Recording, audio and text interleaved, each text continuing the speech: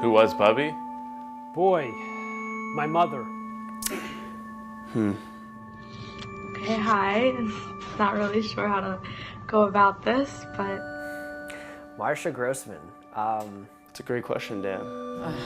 There's a lot to say. Let me touch my hair. Oh, I have no lipstick on. Whatever. What the hell? I will truly never know anyone who's anything like my Bubby. She was a great lady. She was a fighter, she was a champ, she was fierce. I don't know. Touchy subject. Bubby was a badass. She was so passionate. A lady of opinion. It was either you were with her 100%, or if you did anything that made her feel like you weren't, like you're out of the book. Clear black and white. Either you were on her good side or her bad side. God forbid you're on her bad side. You wanted to be on her good side. And it wasn't that hard to do. You just do the right thing and you work to help the community. That's all you need to do for Bubby. She was passionate, but she was compassionate as well. You know, you could always turn to Bubby for anything.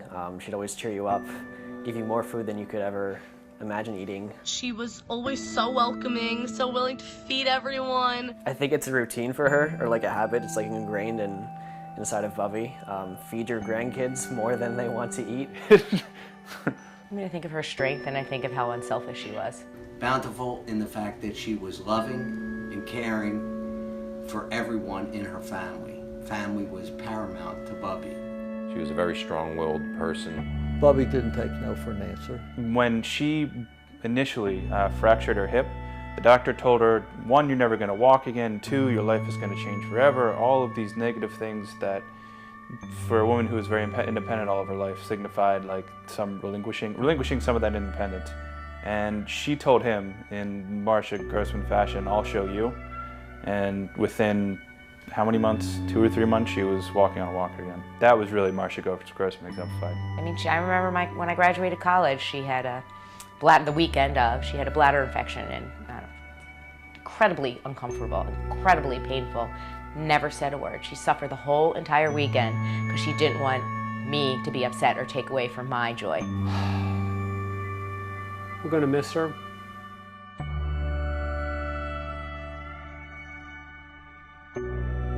If you look at any of her pictures when she was younger, she was the most beautiful woman. I think about Bubby is her beauty, her commitment to her family, especially her children and grandchildren. Whenever we were with her and Pop, it was always us, it was always everyone. She was the force that brought us all together, for sure. Just about being together, and I really think the cornerstone of what made our family what it is now is her.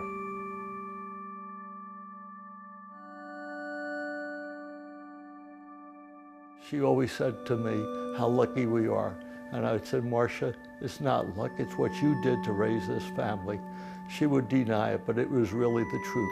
She was the one who made the home, established it, kept it going. The dinners at the house with the family. That's what she lived for. And she would make you feel a little guilty if you said no. Whenever someone was not at dinner, making sure the rest of the family was well aware they were not there and guilting the shit out of them, which happened all the time. It's good that everyone's here except for Evan because he had a soccer game. It's really nice to be with everyone except Evan, Margie, and Mark.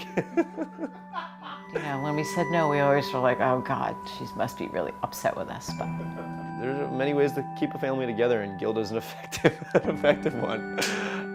When she would see me, her face light up and she would say my name, put her hand out. This was more so when she got sick and couldn't stand up and hug me. It was just grabbing her hand, and she had really soft hands. You never came in her house without a big hug and a kiss, and how's my handsome doing? She would grab you by the cheeks, and she would look at you, and she'd say, I want to soak this face in. And she'd just kind of stare and let it happen, and yeah, I guess I'm kind of soaking those times in now. The way she was reaching out to us to like hug us and kiss us, I think clarifies to me that it would be a disservice to her if I didn't make an effort to have a special relationship with all my cousins. So I think that's for sure one thing I'll do. That's like something that I'll always take with me is like, just be happy with who you are and like, be happy with the people that like you for you and not to care as much about what others think, because I know that she definitely didn't, and I think she lived her best life doing that. One thing, especially going forward, is the Philadelphia Eagles. She just loved the Eagles. Us going to the games like we do is because of her love of the birds. The Eagles always stuck into the conversation, and she was always the first to share her opinion. You know, growing up, I would go to a lot of Eagles games with Bub, and most of the curse words I probably learned happened with my 7-year-old grandmother by my side. It was Eagles versus Bucks, and of course the Eagles go down big and they lose, and we're walking out of the stadium, and you know, Bubby's, you know, of course has steam coming out of her ears and is talking about how terrible the game was and how much the Eagles suck, but she saves her final piece and talks about, you know, how she can't take the fucking ears, and look up and like, oh my God, Bubby, and you know, my mom was pissed, I think it was my mom. Her greatest love, the Eagles.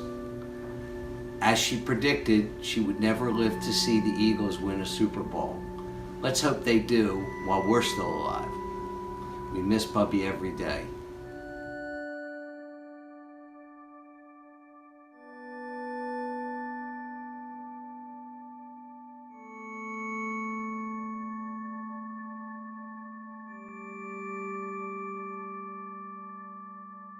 She's an incredible woman, and I feel blessed to have been her daughter. She's gonna be missed.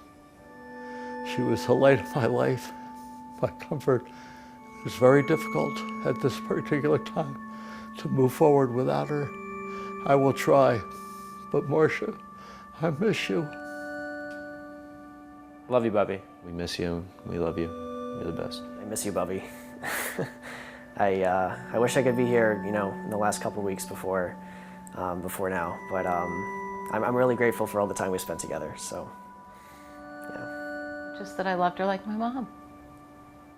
I want to say, what the fuck, Bubby? You're making me cry like a little boy, but it's okay. I'll do that for you. You're amazing, and look what you've built. I know obviously it sucks under the circumstances, but being together with family this weekend has really been something that I really missed, and it was really important to me, and it's been really great, and I love you. Fly, Bubby, fly.